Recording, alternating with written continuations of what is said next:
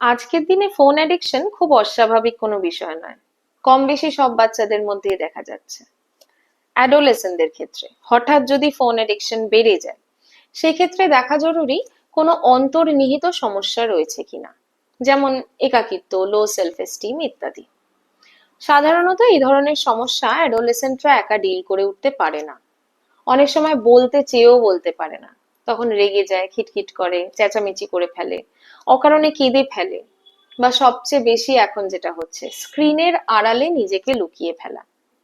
এটা কিন্তু অবশ্যই সিরিয়াস একটা বিষয়, এবং বাবা মায়েরা এই সময় একটু ধৈর্য ধরে, যদি সমালোচনা করা থেকে নিজেদের বিরত রেখে, যেমন নিজেদের সময় আপনারা কতটা ডিসিপ্লিনড ছিলেন, ওর সমবয়সী বন্ধুদের বা কাজিনসদের কতটা অধ্যাবসায় আছে, ওর কেন নেই, ইত্যাদি আলোচনার মধ্যে না গিয়ে ওর সঙ্গে একটু মন খুলে কথা বলেন যে কি সমস্যা হচ্ছে, যার থেকে পালানোর জন্য ওকে ফোনের মধ্যে ডুবে থাকতে হচ্ছে, তাহলে কিন্তু অনেকটাই সাহায্য করা যায়।